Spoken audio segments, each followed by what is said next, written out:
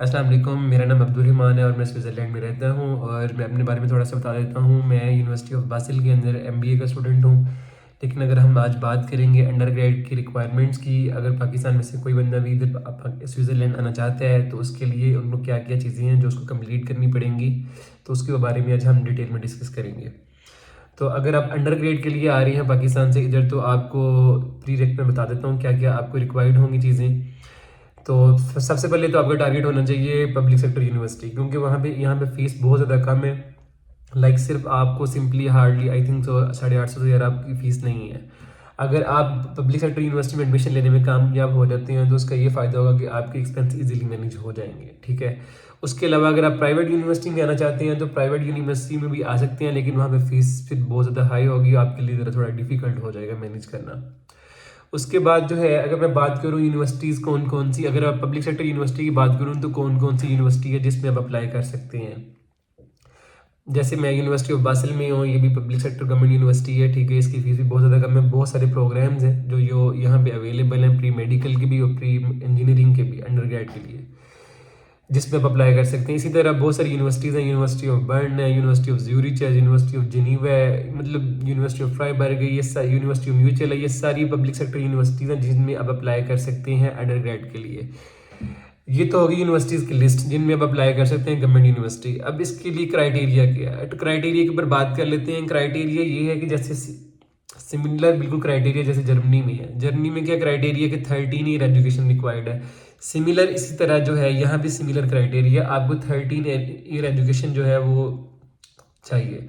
उसके लिए क्या है कि जैसे ही आप प्री मेडिकल या प्री इंजीनियरिंग करते हैं, अगर आप प्री मेडिकल के हैं तो ऑब्वियसली किसी मेडिकल की फील्ड में आप एडमिशन ले लें, 1 साल वहाँ पे स्पेंड करें, अपना CGPA अपना अपना जो मार्क्स हैं वो अच्छे से 80+ में रखें, तो आपका यहाँ पे इजीली अप्लाई हो सकता है और आपका एडमिशन भी हो जाएगा, ठीक है। अगर आप प्री मेडिकल से नहीं है, प्री इंजीनियरिंग से हैं या किसी सोशल साइंसेस की डिग्री से, लाइक जैसे BBA है, तो आपको पहले 2 सेमेस्टर्स कंप्लीट करने पड़ेंगे। और उसके अलावा जो है, अगर कोई इंजीनियरिंग प्रोग्राम से हैं देन भी आपको 2 सेमेस्टर कंप्लीट करने पड़ेंगे।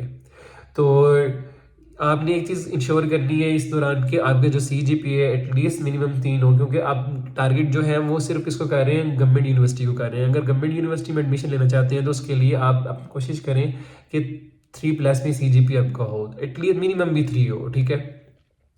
तो देन आपका गवर्नमेंट यूनिवर्सिटी में एडमिशन हो जाएगा यहाँ पे, ठीक है। अच्छा जी, उसके लिए और क्या रिक्वायरमेंट्स हैं हमने बात कर ली। यूनिवर्सिटीज़ कौन कौन सी हैं, यूनिवर्सिटीज़ के लिए 13 ईयर एजुकेशन रिक्वायर्ड है। उसके लिए आपको अब बात करते हैं प्रोग्राम्स की। अगर आप प्री इंजीनियरिंग से हैं तो ऑब्वियसली इंजीनियरिंग प्रोग्राम भी ऑफर होते हैं इंग्लिश के अंदर, ठीक है। और इसी तरह अगर आप प्री मेडिकल से हैं तो मेडिकल के प्रोग्राम भी ऑफर होते हैं इंग्लिश के अंदर, ठीक है।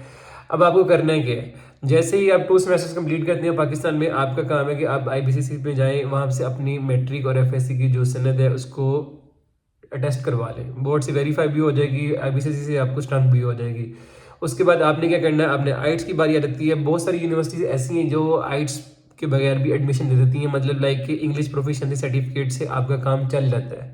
लेकिन आई वुड रिकमेंड कि अगर आप चाहते हैं कि ब्राइट चांसेस हों आपके एडमिशन होने के, तो फिर कोशिश करेंगे आप एटलीस्ट 6.5 बैंड एटलीस्ट सब सिक्योर कर लें। वो आपको बहुत ज़्यादा हेल्प आउट करेंगे आपका एडमिशन के अंदर। उसके अलावा आपको क्या रिक्वायर्ड है, आप IBCC से अटेस्ट करवा ली है आपने, उसके अलावा जो है आइट्स दे दी है, या आपके पास इंग्लिश प्रोफिशिएंसी सर्टिफिकेट है तब भी चल जाएगा काम। उसके अलावा आपको रिक्वायर्ड होगा मोटिवेशन लेटर्स, अच्छे से मोटिवेशन लेटर बनाएं, स्टेटमेंट ऑफ पर्पस बनाएं कि आप यहाँ पे क्यों आना चाहते हैं और आप यहाँ पे अंडर ग्रेड की डिग्री क्यों करना चाहते हैं, ठीक है। जब ये सारी चीज़ें कंप्लीट होंगी, साल में 2 दफ़ा एडमिशन ओपन होते हैं, राइट नो भी एडमिशन ओपन है फॉल के लिए, और हमारे पास स्प्रिंग के लिए भी एडमिशन ओपन होते हैं। तो इससे रिलेटेड कोई भी क्यूरी हो आप मुझे कमेंट बॉक्स में बता सकते हैं, मैं आपके साथ ज़रूर शेयर करूँगा। तो बहुत सारा ख्याल रखिएगा। अल्लाह हाफिज़।